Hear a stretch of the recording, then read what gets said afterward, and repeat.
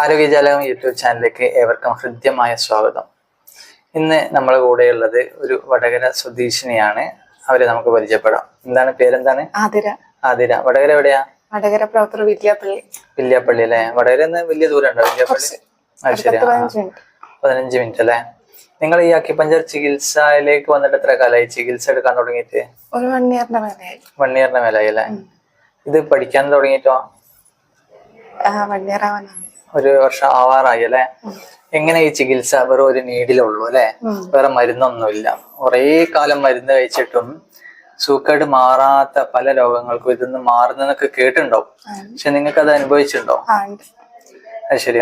Okay. എന്ന് എനിക്ക് ചോദിക്കാനുള്ളത്, എന്ത് കണ്ടിട്ടാ ഇത് പഠിക്കണം തോന്നിയത്? അക്യുപഞ്ചർ പഠിക്കണം തോന്നാൻ ഒരു കാരണം ഉണ്ടാവുമല്ലോ, എന്താണ്? ഞാൻ ആദ്യം ഇതിൽ ഇറങ്ങാൻ കാരണം എന്ന് വെച്ചാല് ഞാൻ അക്ഷയയില് വർക്ക് ചെയ്യുന്നുണ്ടായിരുന്നു. ആ ഒരു സമയത്ത് എനിക്കൊരു ഷോൾഡർ പെയിൻ അതാണ് സ്റ്റാർട്ട് ചെയ്തത്. അത് നമ്മുടെ കോഴിക്കോട് മെഡിക്കൽ കോളേജിൽ ഒരു ഡോക്ടറെ കൺസൾട്ട് ചെയ്തിട്ടുണ്ടായിരുന്നു. അവർ എക്സ്റേ ഒക്കെ എടുത്തപ്പോൾ എൻ്റെ അടുത്ത് പറഞ്ഞു ഡിസ്കിന് തേയ്മാനാണ്, കുറവില്ലെങ്കിൽ ബെൽറ്റ് ഇടണം അങ്ങനെയൊക്കെ പറഞ്ഞ് അതൊക്കെ ഒരു സൈഡാക്കി വെച്ച്. പക്ഷേ ഞാൻ ബെൽറ്റ് ഒന്നും യൂസ് ചെയ്തിട്ടൊന്നുമില്ല. കുറെ ടാബ്ലറ്റ് തന്നിട്ടുണ്ടായിരുന്നു, കാൽസ്യം വിറ്റാമിൻ അങ്ങനെ കുറെ കുറവിന്റെ അതൊക്കെ പറഞ്ഞ് അതൊക്കെ തന്നു. പക്ഷെ അതൊന്നും യൂസ് ചെയ്തിട്ടില്ല. അങ്ങനെയാണ് ഞാൻ ഈ അക്യുപഞ്ചർ കേൾക്കുന്നത്.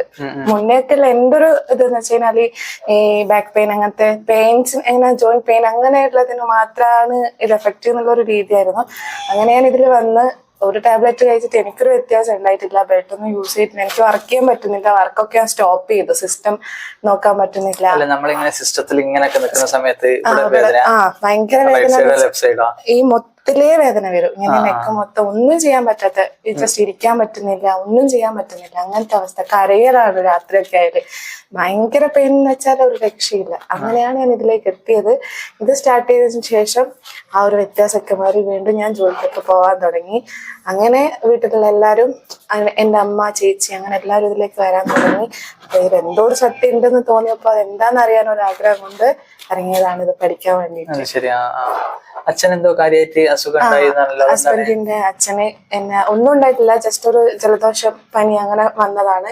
അതിന്റെ ഇടയ്ക്ക് പെട്ടെന്ന് ഒരു ദിവസം നോക്കുമ്പോ അച്ഛന് സൗണ്ട് ഇല്ലാതായപ്പോ അച്ഛൻ 2-3 ദിവസം വീണ്ടും ഇങ്ങനെ നിന്നത്. എല്ലാരും ഞങ്ങളൊക്കെ കരുതിയ ജലദോഷത്തിന്റെ ഒരു എഫക്റ്റ് കൊണ്ടായിരിക്കും എന്നുള്ളത്. ഒന്നുമില്ലാത്ത ഒരാളെ കാണിക്കാൻ പോയി. പിന്നെ ടെസ്റ്റിനൊക്കെ അയക്കണം എന്നൊക്കെയാണ് പിന്നെ കേൾക്കുന്നത്. പിന്നെ ടെസ്റ്റിന് അയച്ചു, നോക്കുമ്പോൾ അത് പോസിറ്റീവായി. പിന്നെ കീമോ ഒക്കെ ചെയ്ത്. അച്ഛൻ കുറച്ച് ഹെൽത്തിയായ അച്ഛനായിരുന്നു. കീമോ ഒക്കെ കഴിഞ്ഞ് തിരിച്ചു വീട്ടിലെത്തുമ്പോഴേക്ക് അച്ഛൻ ആകെ മാറിന്ന് വെച്ചാൽ ഭയങ്കര കറുത്ത് മെലിഞ്ഞ്. അച്ഛനെ തന്നെ ഈ ചെയ്ത ത്രോട്ടിന് ആ ഒരു ഭാഗമൊക്കെ ഫുള്ളൊരു ബ്ലാക്കായി, ഭയങ്കര ഡൗൺ ആയി.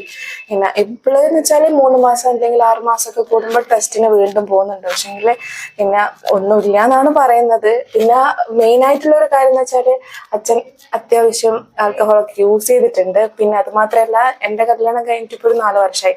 അതിന്റെ ഒക്കെ ഒരുപാട് മുന്നേ അച്ഛൻ ഈ പ്രഷറിന്റെ ടാബ്ലറ്റ് എടുക്കുന്നുണ്ട്. എനിക്ക് തോന്നുന്നു ഞാനിപ്പോ 4 വർഷമായി കല്യാണം കഴിഞ്ഞിട്ട്. അതിന്റെ ഒക്കെ മുന്നേ എനിക്ക് തോന്നുന്നു എന്തായാലും ഒരു 5-8 കൊല്ലാവാനായി തോന്നി. ഇപ്പോഴും കണ്ടിന്യൂസ് യൂസ് ചെയ്തുകൊണ്ടിരിക്കുന്നുണ്ട്.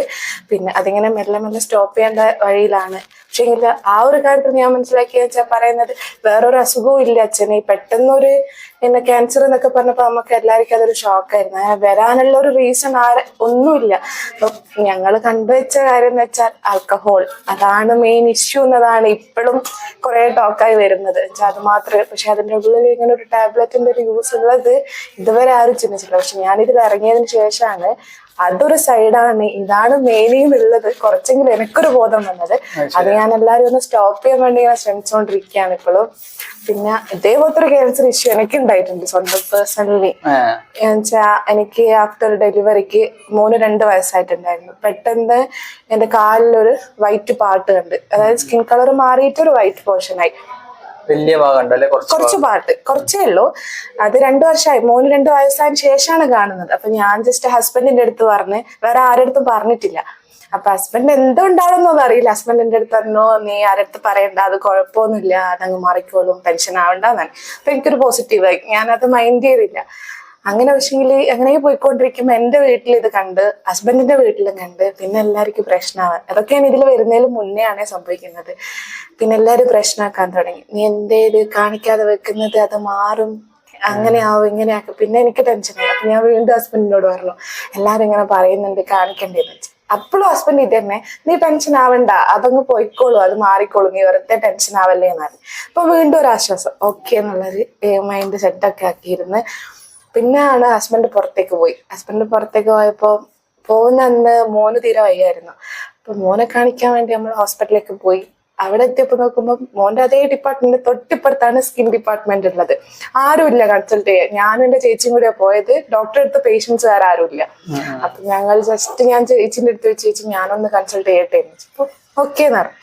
ഞാൻ ഒക്കെ എടുത്ത് വന്ന് ചേച്ചി മോനെയും കൊണ്ട് പുറത്തിരുന്നു. ഞാനാണ് ഉള്ളിലേക്ക് കയറിയത്. ഞാൻ ഇത് OP ഒക്കെ കൊടുത്ത് എന്താ റീസൺ എന്ന് വെച്ചാൽ ഞങ്ങൾ ഇങ്ങനെ കാലിൽ ഇങ്ങനെ ഒരു ഇഷ്യൂ ഉണ്ട്. അവരെടുത്തടിച്ച മാതിരി എൻ്റെ അടുത്ത് പറഞ്ഞു, ഇന്നേ ദിവസം വരണം, ഇത്ര മണിക്ക് ഇവിടെ എത്തണം, പിന്നെ ഫുഡ് കഴിക്കണ്ട, പിന്നെ കൂടെ ഒരാളെ കൂട്ടണം, ഇത് അവിടെ നിന്ന് ഒരു അനസ്തേഷ്യ തന്നിട്ട് ചെറിയൊരു പാർട്ട് എടുത്തിട്ട് നമുക്ക് ടെസ്റ്റിന് അയക്കണം എന്ന് പറഞ്ഞു. എന്റെ കഥ ഒക്കെ മൊത്തം കഴിഞ്ഞു. ഞാൻ ഡൗൺ ആയി. എനിക്ക് എന്താ തിരിച്ചു പറയേണ്ടതെന്ന് അറിയില്ല. അപ്പൊ ഞാൻ അടുത്ത് ചോദിച്ചു, അങ്ങനെ വല്ലതായിരിക്കും ഇത് ചോദിച്ചു. അപ്പൊ എൻ്റെ അടുത്ത് പറഞ്ഞു, പറയാൻ പറ്റില്ല, 2 സ്റ്റാൻസ് ആണ്. ഒന്ന് സ്കിന്നെ നമ്മള് എന്താ പറയാ ഹോർമോൺസിന്റെ എല്ലാം വ്യത്യാസം കൊണ്ടുവരുന്നതായിരിക്കാം, ചിലപ്പോൾ അതായിരിക്കാം. അതാണെങ്കിലും ടെൻഷൻ അടിക്കൊന്നും വേണ്ട, ഇപ്പം നോർമൽ ആയിട്ടുള്ളതാണ്, അതിന് ട്രീറ്റ്മെന്റ് ഉണ്ട്. പക്ഷെ എനിക്ക് അവരെ പറഞ്ഞത് എന്നിൽ ഉണ്ടാക്കിയ ഒരു പ്രശ്നം എന്താ വെച്ചാൽ ഭയങ്കര ആരും ചിന്തിക്കാൻ പറ്റാത്ത ഒരു തരത്തിലായി പോയി. ഞാൻ ഡിപ്രഷൻ എന്ന് വെച്ചാൽ ഞാൻ എന്റെ വീട്ടില് 3 മക്കളാണ്. 3 പെൺകുട്ടികളുടെ ഇളയ ആളാണ് ഞാൻ കുറച്ച് ആക്റ്റീവാണ്, എല്ലാ കാര്യവും സ്വന്തം ചെയ്യുന്നതാണ്, എല്ലാവർക്കും വേണ്ടി ഓടുന്ന ഒരാളാണ്. അവിടുന്ന് പുറത്തിറങ്ങി ഞാൻ മോനെ കാണിച്ച് കരഞ്ഞുകൊണ്ടാണ് പുറത്തിറങ്ങിയത്. അപ്പൊ തന്നെ ഏച്ചിന്റെ അടുത്ത് ഞാൻ വന്ന് വെച്ച് ഇങ്ങനെയാണ് പറഞ്ഞു. ഞാൻ വണ്ടി എടുത്തിട്ടാണ് വന്നത്. ആ വണ്ടിയിൽ ഞാൻ ഡ്രൈവ് ചെയ്ത് വീട്ടിലെത്തി എങ്ങനെയാണ് എനിക്കും ദൈവത്തിനും മാത്രമേ അറിയുള്ളൂ. ചേച്ചി ഇങ്ങനെ തട്ടി വിളിക്കണ്ട, പക്ഷെ ഞാൻ ഒന്നും മിണ്ടുന്നില്ല. വീട്ടിൽ വണ്ടി വെച്ച് ഒരു ഹാളിലിരുന്ന് ഒരൊറ്റ കരച്ചിലായിരുന്നു. ആ കരഞ്ഞി അപ്പോഴത്തേക്ക് എല്ലാരും അറിഞ്ഞി. അപ്പം എല്ലാരും പറഞ്ഞു ഒരാളുടെ അഭിപ്രായം മാത്രം എടുക്കില്ല, ഒരു സെക്കൻഡ് ഒപ്പീനിയൻ എന്നുള്ളത് കൂടെ. അങ്ങനെ വേറൊരു ഡോക്ടറെ കാണിച്ചു. ആ ഒരു ടൈം കൊണ്ട് തന്നെ വിളിക്കാത്ത ദൈവങ്ങളില്ല, നേരത്തെ പറയാത്ത അമ്പലങ്ങളില്ല, അങ്ങനത്തെ ഒരു അവസ്ഥ. എല്ലാരും ഞാനിങ്ങനെ ഷോക്കായിട്ട് ആരെടുത്ത്. അപ്പൊ എല്ലാരും എൻ്റെ അടുത്ത് പറഞ്ഞു, ഹസ്ബൻഡിനൊന്നും അറിയിക്കല്ലേ എന്ന് പറഞ്ഞു. അവൻ പോയ ആ ഒരു ടൈമാ അവൻ ടെൻഷൻ ആവും. ഞാനും ഹസ്ബൻഡ് എന്ന് വെച്ചാൽ ഒരു കുഞ്ഞിക്കാര്യം ഷെയർ ചെയ്ത്. അപ്പൊ ഇതെനിക്ക് പറയാനും പറ്റുന്നില്ല.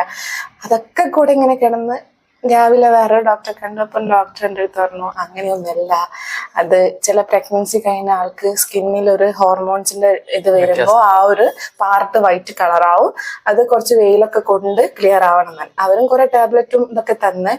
അപ്പൊ അതങ്ങനെ വാങ്ങിച്ചു വെച്ച് പിന്നെ വെയിലൊക്കെ കൊള്ളാൻ തുടങ്ങി. അതിന് ശേഷമാണ് ഞാൻ ഇതിലേക്ക് ഇറങ്ങിയത്. ഇറങ്ങുന്നതിന്റെ കൂടെ എന്ന് വെച്ച് കഴിഞ്ഞാല് അവരാ പറഞ്ഞ ഡിപ്രഷൻ എന്ന് വെച്ച് കഴിഞ്ഞാല് എനിക്ക് പുറത്തിറങ്ങാൻ പറ്റുന്നില്ല, ഹോസ്പിറ്റലിൽ പോകാൻ പറ്റുന്നില്ല, ആർക്കും വയ്യാന്നോ കേൾക്കാൻ പറ്റുന്നില്ല, ഒരു ന്യൂസ് ചാനൽ പോലും വീട്ടിൽ വെക്കാൻ ഞാൻ സമ്മതിക്കില്ല.